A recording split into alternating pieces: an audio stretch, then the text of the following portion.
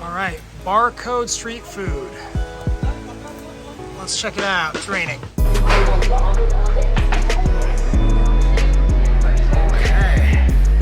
All right, we're at another street food place. Check out what we got. They've got some of the same places as another place we went to yesterday, Oslo Street Food, but they got some different options as well. Tacos, y'all. Afro-Caribbean street food. That sounds great. Duck and dim sum. Fuck it. Another one of these tuncos.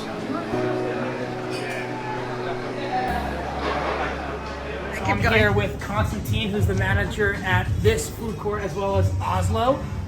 So how long have you been working here? I worked here since day one, and that is since 22nd of February or so this year. This year, so it's a pretty new scene. Brand new.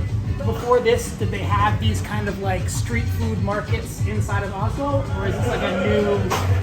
In Oslo, there is one other venue which has this food court idea. It's called the Vipa.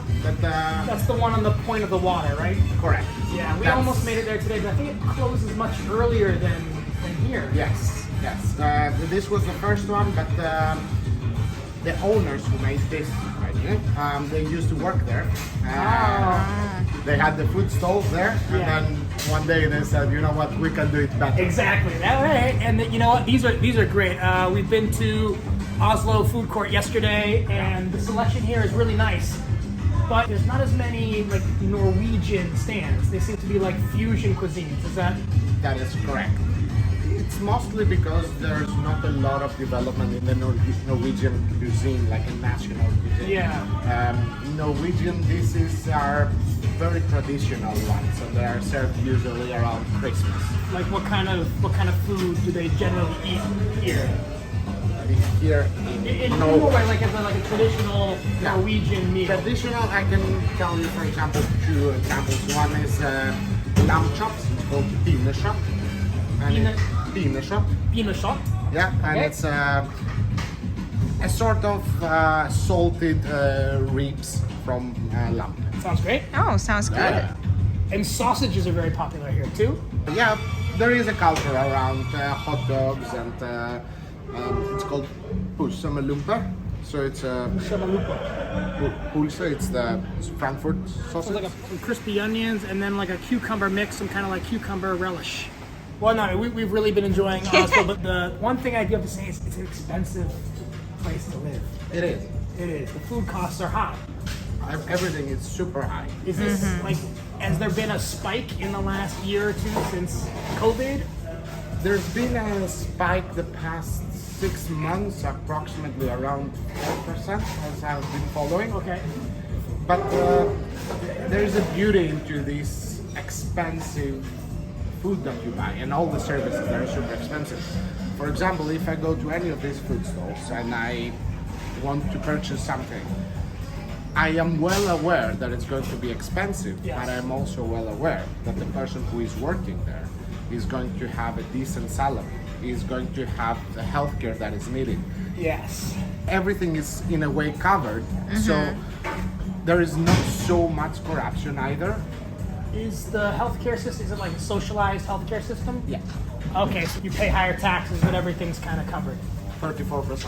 Oh, well, that is high. That is high. That is indeed. Yeah, I mean, U.S. is high as well, but it doesn't cover anything for healthcare. Exactly. So, but everything is expensive, but you have the feeling that you're not, you're not buying something out of someone that has a need, and you're kind of capitalizing on his need.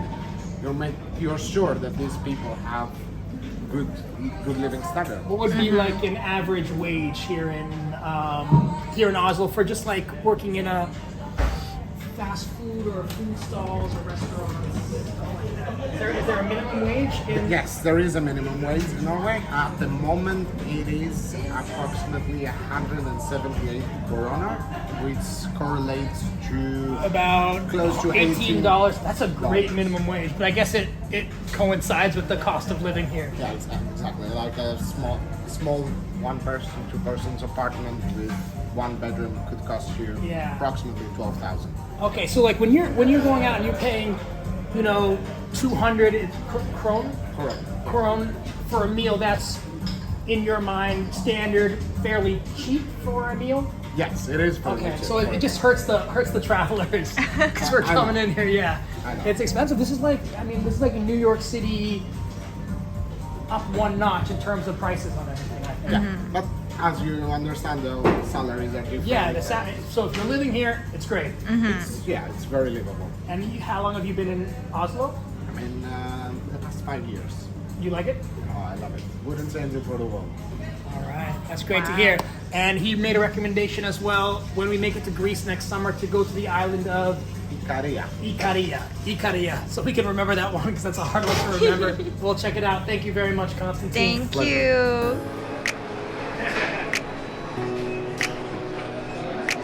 Jeff Gel healing food. He described to me Jeff Gel is in his language. It means like you are what you eat. You are what you eat. Or, delicious. in a way, no, that's why everything is plant-based. It's a country in West Africa. In what country? Senegal. Oh, in Senegal. Oh, okay. Then we have jackfruit. Oh, I like jackfruit. So nambe wrap. I'll get one of those. That sounds great.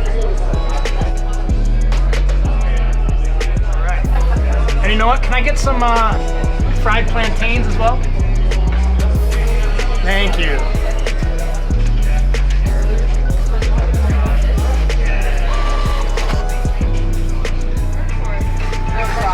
What are you getting? So I'm getting those 2 things, pork and chicken. Oh, some bao buns. All right, Aji Street Food.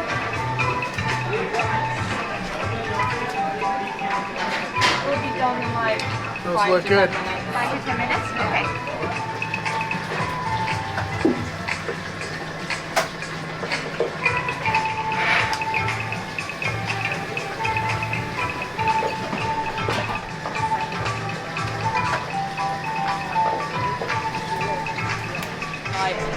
South American ingredients with the Japanese. Yeah, that Like makes the sense. that So Japanese and Peruvian. I like that mix. It's interesting. Yeah. Yeah, throw some chili on that. Nice. Little spice. Aji. We got the bad pollo. And I don't know which else. But they look great. Thank you very much.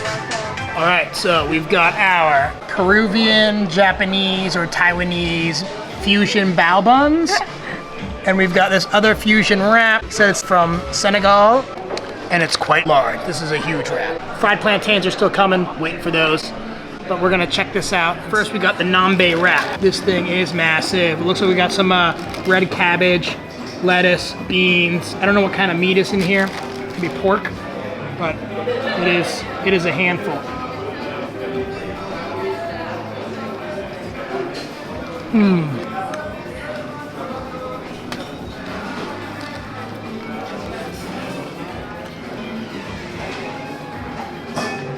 Finally, something that's actually spicy. This is quite good. Nambe wrap, Senegal fusion food. So big. She's not very good with burritos. Oh god.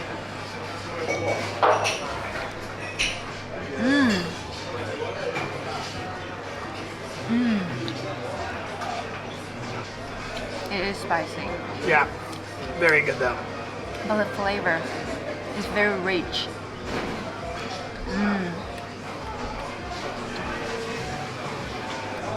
It tastes really good. It has like beans inside, lettuce, and some sesame sauce, spicy sauce. Oh, now we got the fried plantains. Spicy sauce. That's what's up. Let me go grab some fork, baby. Baby. Yeah. Oh, that would help. Oh god. Oh god. You need Oh god. Spilling. All right, so we got the fried plantains now from the same place that the wrap is from, and the spicy dipping sauce.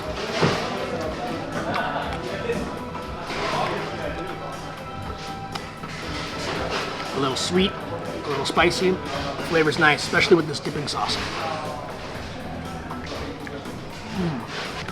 Let's go back to this wrap.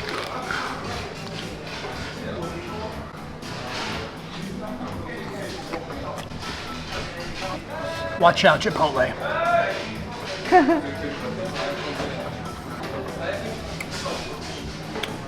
Good stuff.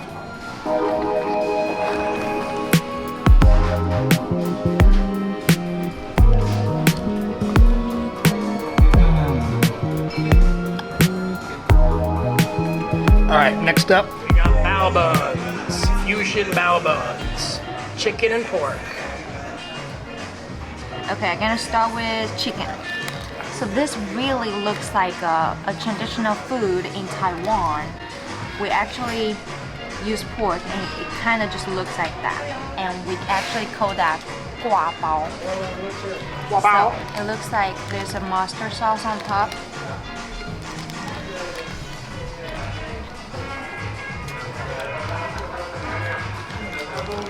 Tastes really good. I think it has they have some kimchi inside and some chili sauce. The chicken is really tasty.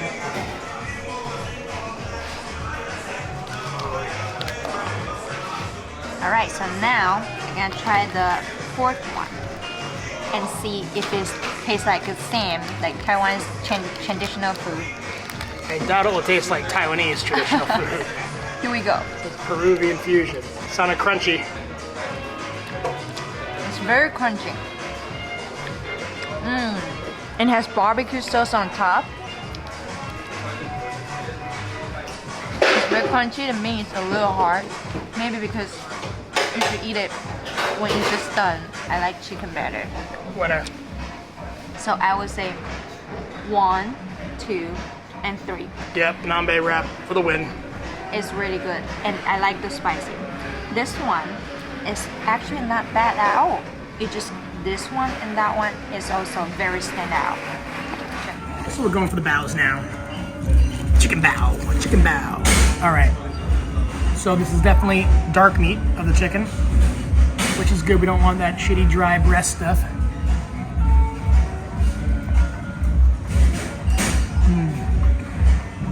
Yeah, maybe we shouldn't have let it sit for so long.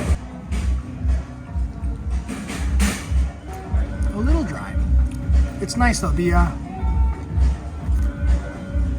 on the bottom here, you've got some pickled vegetables and maybe some kind of like flavored mayo that adds a lot of moisture back into it. It's good. Now let's try the pork. This one actually looks better to me, even though she said it wasn't as good. Barbecue, crispy pork.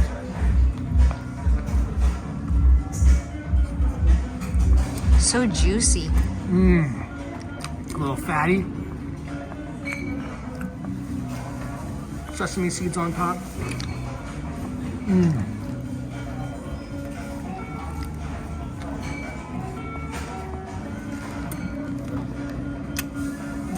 I'd actually say I like the pork better. I like pork. I like barbecue sauce. A little sweet, a little tangy. A hint of spice. Pretty good. All right. Overall, food was excellent. I'd say one of the better meals we've had so far in Oslo. Even though it's not typical Norwegian food, the food is very good. They got a lot of fusion stuff here. They're fusing South American, Asian cuisines with other cuisines that are not from here. Either way, they did this one well. Did you like it? It's really good. Really it's so good. much better than yesterday. I'm very full, but you know what? We're gonna finish this stuff because we can't let a good meal go to waste. No.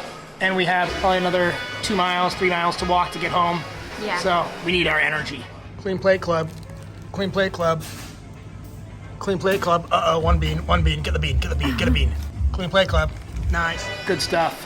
Good job, Norway. Good job, Oslo. All right. See you later. Thanks for watching, everyone.